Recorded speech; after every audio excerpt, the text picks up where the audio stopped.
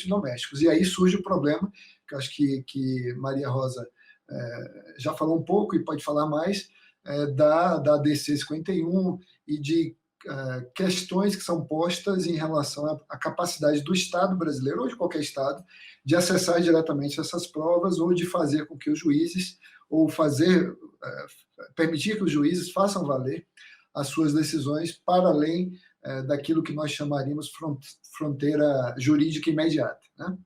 Porque quando nós pensamos nessa fronteira, essa fronteira do ciberespaço, nós, olhando para ela, vemos que por ela passa tudo, né? Passam ativos, dinheiros, passam mercadorias, né? Compra, negócios, contratos, atividades educacionais, passa tudo. O que não passa é a atividade judicial do Estado, o oficial de justiça, do mesmo modo que ele não pode atravessar a ponte da amizade, ou atravessar a rua lá, no exemplo de Uruguai e Brasil, aquela rua que é a mesma rua de um lado Brasil, do outro lado Uruguai, em Rivera e Santana do Livramento. O oficial de justiça não pode passar, mas nesses ambientes virtuais todos passam, tudo passa, e o que não passa é justamente a atuação dos estados, e daí que talvez me pareça relevante, voltando ao ponto, fortalecer a capacidade dos estados de articular as suas jurisdições mediante essas novas ferramentas, esses novos institutos que já estão delimitados nos tratados, não necessariamente na Convenção de Budapeste, mas em vários tratados, como a Convenção de Mérida e a Convenção de Palermo. E eu me refiro às equipes conjuntas de investigação, que resolvem um problema imediato de quem vai investigar o crime, e nós acabamos de ter um avanço nisso no Mercosul, com a aprovação do Acordo de San Juan. Já foi ratificado por todos os Estados-partes do Mercosul e entrou em vigor no dia 22 de maio.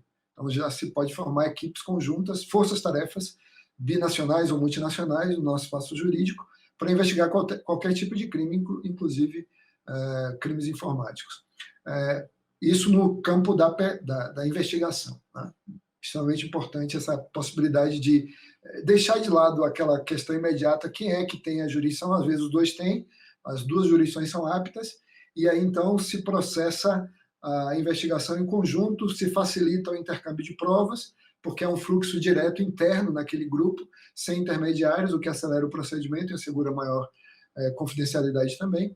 E o segundo item é o item da coordenação de jurisdições no outro instituto, que é o Instituto da Transferência de Procedimentos.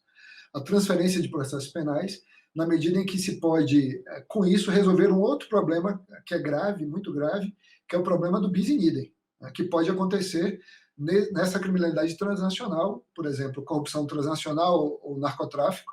E para que aqueles que nos ouvem percebam o problema, imaginem, vou usar um exemplo do traficante. O traficante sai daqui do Brasil e embarca para Lisboa com a carga de cocaína. Ele terá cometido narcotráfico no Brasil e em Portugal. Ele poderá responder 2 ações penais, né? Em tese, ele poderá responder 2 ações penais. Como é que se resolve um problema como esse? Se resolve com a coordenação de jurisdições, para se escolher qual daquelas vai realmente proceder à persecução criminal, de modo que esse indivíduo deva ser julgado e seja julgado apenas por um Estado, e não por 2 ou 3 estados ou mais países, como pode acontecer. Então, dizendo isso, eu acho que nós já temos algumas sementes dos instrumentos que podem servir a isso, professor Mônaco. E talvez, quem sabe, para um tipo de delinquência mais grave, ciberdelinquência mais grave, nós possamos também contar com a jurisdição internacional penal, né, dos tribunais penais internacionais, sobretudo do Tribunal Penal Internacional do Estatuto de Roma, mas como evidentemente a realidade ainda é uma realidade muito recente, do ponto de vista da evolução histórica do direito e mesmo dessas tecnologias, eu creio que é algo que se vai começar a tentar discutir, se não chegarmos a uma solução para esses problemas constantes de jurisdição, que são cada vez mais impactantes na atuação no cotidiano dos órgãos de persecução. E só para fechar e devolver a palavra, eu gostaria de comentar algo que o Dr. Solano falou sobre o Tratado das Nações Unidas, que é a ideia da Rússia e dos outros países que ele mesmo mencionou. É um tratado que vai demorar muito para ser, primeiro, negociado, né? E depois para ser colocado, implementado de fato pelos estados, de modo que ele entre em vigor e aí então se transforme em algo que seja útil para a luta contra a cibercriminalidade. Então, acho que algo que é muito distante no tempo e por isso que a Convenção de Budapeste continua sendo o tratado mais importante que nós temos e que, apesar dos seus problemas, serve para diminuir algumas das dificuldades que nós temos nesses vários campos. Muito obrigado, Dr. Vladimir Aras. Eu tenho cada vez mais a sensação que nós estamos numa situação parecida com aquela do cachorro que fica embaixo do ventilador de teto correndo atrás do próprio rabo. Mas tem uma vantagem em correr atrás do próprio rabo, que é nós conseguirmos, eventualmente, encontrar saídas fora daquilo que é o mais normal ou que parece o mais adequado. Por exemplo, enquanto o Dr. Vladimir mencionava esse problema da coordenação das jurisdições, né? Nós temos mecanismos mais ou menos semelhantes num outro poder que é típico do Estado, que é o poder de tributar, né, com os tratados contra a bitributação.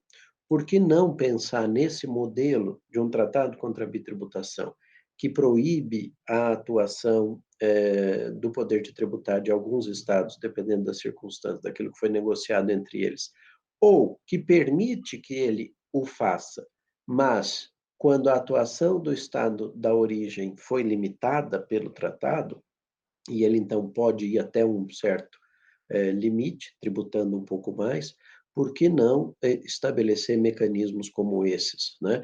E eventualmente pensando, inclusive, num plano multilateral de atuação. Então, de fato, nós temos, diante da perplexidade que essa realidade nos causa, nós temos inúmeras dúvidas. E seminários como esses são importantes porque nós, discutindo e cada um trazendo o seu aporte, a sua visão, o seu modo de pensar essa questão, permite que nós vamos juntos construindo essa realidade e consigamos, então, fazer com que o coitado do cachorro pare de correr atrás do próprio rabo embaixo do ventilador, seja desligando a corrente elétrica, seja tirando o cachorro dali e dando a ele um pouco de tranquilidade para ele não precisar ficar nesse afobamento que ele fica, né? Nós estamos, de certa forma, afobados. E um exemplo de afobação, e queria endereçar essa pergunta ao Solano, me parece que seja o modo como nós estamos lidando. Olha o gato dele correndo atrás dele, quando eu estava falando do cachorro correndo atrás do rabo. Nós estamos agora lidando com uma questão que que são, melhor dizendo, as chamadas fake news, né? Eu li esses dias um texto ainda inédito do professor Celso Laffer, em que ele menciona que as fake news não deixam de ser um modo pelo qual se manifesta o chamado discurso do ódio, né? É o ódio à verdade. Então, eu tenho ódio à verdade, por isso eu construo a verdade que me parece conveniente, dou a ela uma característica ou um caráter de verdade e publico isso e as pessoas que se quiserem acreditem. E aí, o afobamento me parece estar presente nesse projeto de lei que tenta, de alguma forma, criminalizar as chamadas fake news, né? E também é uma pergunta que surgiu no chat lá no YouTube, formulada pelo Guilherme Ferreira. O que é que... E aí queria ouvir o Solano sobre isso. Quer dizer, as fake news têm um componente transfronteiriço. Muitas vezes, e nós vimos isso agora com a publicação, e muitas vezes, desculpa ficar aqui me repetindo ou recomeçando o meu raciocínio, mas muitas vezes esse aspecto de transnacionalidade que a gente enxerga é falso. Ele também falso. Porque a pessoa está no Brasil, usando um computador no Brasil, mas usa um mecanismo informatizado que permite a utilização ou que é aparente que ele está no exterior usando esse mecanismo. Então, de fato, essas fake news e o modo como a legislação aparentemente vai cuidar do tema, como é que isso se enquadra, Solano, nessa temática do nosso seminário de hoje? Queria lhe ouvir sobre isso um pouquinho.